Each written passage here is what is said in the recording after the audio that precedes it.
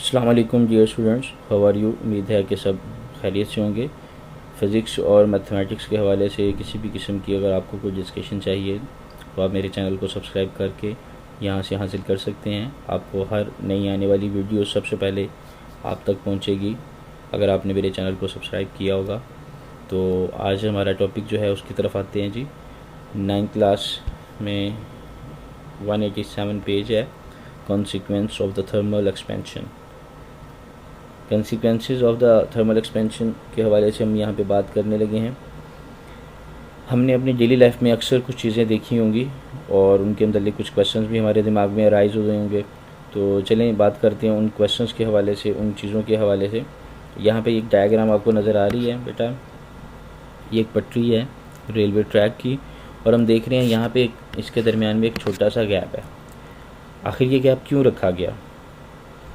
इसी तरह से हम अगर बात करते हैं एक ब्रिज की, तो जो छोटे ब्रिज होते हैं उनकी जो कंस्ट्रक्शन है कुछ इस तरह से ही होती है, जो जैसे कि ये डायग्राम में उसने हमें दिखाई हुई है। आप देखेंगे इस हिस्से पे भी क्या है, एक छोटा सा गैप बना हुआ है। आखिर ये गैप क्यों है। इसके नीचे जो रोलर्स लगाए हुए हैं, चलिए ये तो उसकी फ्रिक्शन, स्लाइडिंग फ्रिक्शन को रोलिंग फ्रिक्शन में कन्वर्ट करने के लिए है ना। लेकिन ये आखिरकार क्यों है ऐसे, इसके अंदर जो गैप है वो क्यों है, इसकी क्या वजूहात हैं। ये जो वायर हैं ये इस तरह से लूज़ करके क्यों ऊपर से लेके गए हैं, इसको बिल्कुल सीधा से टाइट क्यों नहीं किया, क्या वजह है इसकी। ठीक है, इसी तरह से हम आगे चलते हैं। यहाँ पे देखें गैप है, नज़र आ रहा है आपको। आफ्टर दैट जैसे मैंने इनको फिक्स किया दोनों तरफ से, यहाँ से भी, तो इनके दरमियान गैप ख़त्म हो गया। तो ये सारी क्या हैं, ये थर्मल एक्सपेंशन की बेसिकली एप्लीकेशंस हैं। ये जो सारी चीज़ें आपको नज़र आ रही हैं ये बेसिकली क्या हैं, थर्मल एक्सपेंशन की वजह से हैं। तो consequences of the thermal expansion के हमारे पास जो हमारे पास जो नताइज निकलते हैं थर्मल एक्सपेंशन के, some time very very harmful and some time is very very easy.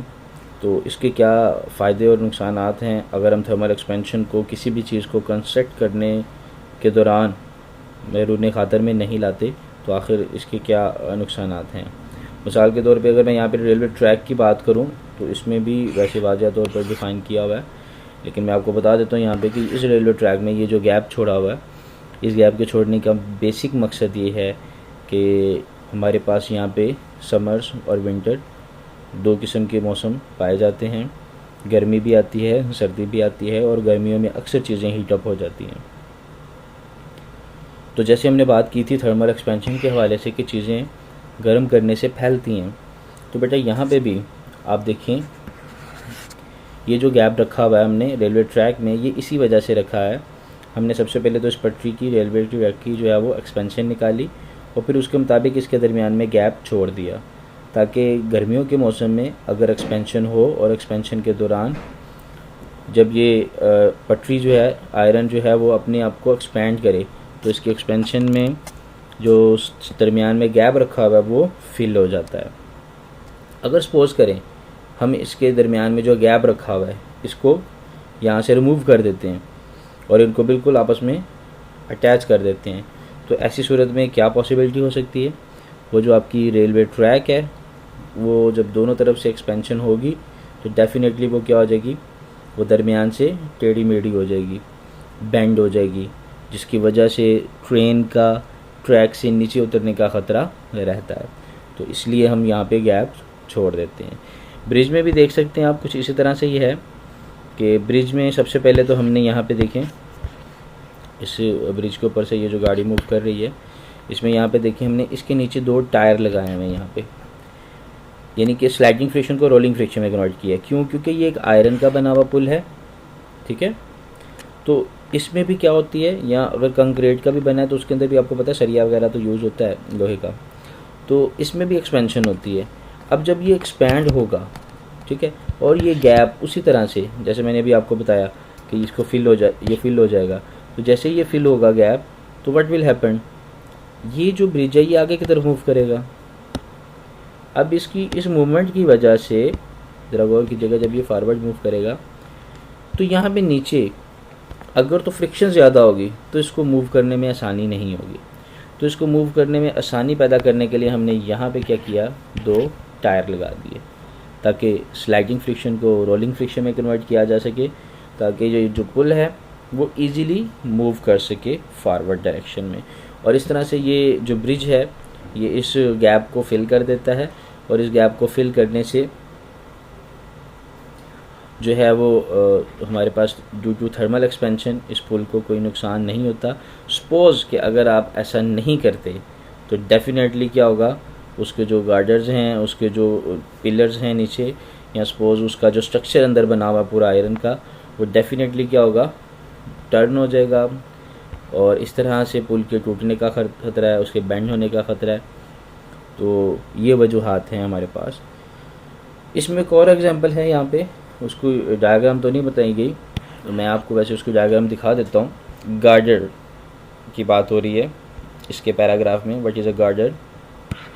अच्छा, तो ये ब्रिज के नीचे गार्डर होते हैं, लेकिन इन गार्डर्स लफ्ज़ का जो गार्डर का लफ्ज़ है, आपने अक्सर वो ओल्ड हाउसेस देखे होंगे कि उन घरों के एक साइड पे ना हम देखते हैं दीवार में से, यहाँ से ना एक लोहे का पीस बाहर आया होता है। देखा किसी ने ये पीस, कुछ इस शेप में होता है ये। तो ये जो लोहे का पीस बाहर आया होता है, इसकी वजह क्या है बाहर आने की? इसकी वजह बेटा ये होती है, ये कुछ इस तरह का पीस होता है। ये हमने एक तरफ से तो फिक्स किया होता है इसको, दूसरी साइड से, और इस साइड से इसको दीवार से बाहर निकाल देते हैं। और ये इसलिए करते हैं ताकि ड्यूरिंग द थर्मल एक्सपेंशन, जब एक्सपेंशन आए तो ये गार्डरी बाहर निकले। और ये अब से नहीं है, ये आज से सदियों पहले की बात है, यानी कि सदियों पहले भी हम इसका इस्तेमाल करते चले आ रहे हैं। हमारे जो ओल्ड हाउसेस हैं, जो आज से 200 साल, 100 साल, 150 साल पुराने हैं, उनमें अक्सर आपने देखा होगा कि जहाँ पे ये आयरन का गार्डर छत डालने के लिए रखा जाता है, एक रखा जाता है या 2 रखे जाते हैं, ये इसके ऊपर ही छत आती है हमारी। तो इस गार्डर की एक साइड को दीवार के अंदर, जबकि दूसरी साइड को दीवार के बाहर निकाल दिया जाता था। ठीक है, तो वही गार्डरी सिस्टम बेटा इन पुल के नीचे भी होता है, और फर्दर इसके अलावा और बहुत सारी कंस्ट्रक्शंस होती हैं जिनमें ये गार्डरिंग सिस्टम होता है। और इसका मकसद गैप रखने का ये होता है कि ताकि ड्यूरिंग द एक्सपेंशन, ठीक है, वो उस गैप को फिल कर ले और जो हमारा ब्रिज है वो किसी भी नुकसान से बच सके। तो ये सारी बातें हमारे पास इसी हवाले से लिखी हुई हैं। इसके अलावा मैंने यहाँ पे एक और एग्जांपल दी थी, और इसकी यहाँ पे देखें वायर्स के हवाले से कि वायर में क्या होता है। अक्सर आपने देखा होगा जो बड़ी बड़ी वायर्स होती है खंभों पे लगी हुई, वैसे लूज़ होती है थर्मल पे, भाई इसमें भी थर्मल एक्सपेंशन होती है।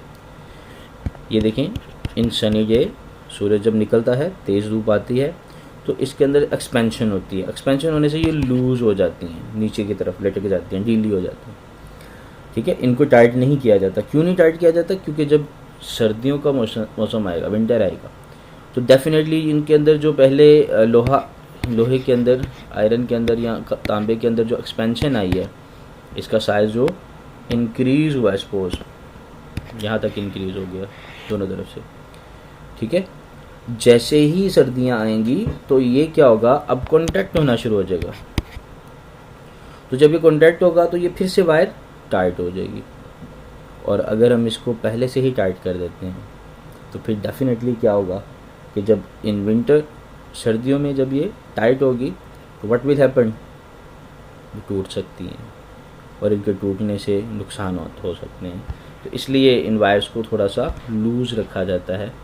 और इसके अलावा इनके जो लूज़ होने की वजह है ज़्यादा और ज़्यादा नीचे, ये अक्सर गर्मियों में ही ऐसा होता है, लेकिन हम इसको टाइट नहीं करते क्योंकि विंटर में इन्होंने क्या करना होता है, फिर से कॉन्ट्रैक्ट होना होता है, और बाय कॉन्ट्रैक्शन सुकड़ने के बाद ये फिर से टाइट हो जाती हैं। तो ये आज का हमारा टॉपिक था, तो इंशाल्लाह बाकी हम कल बात करेंगे। अल्लाह हाफिज़।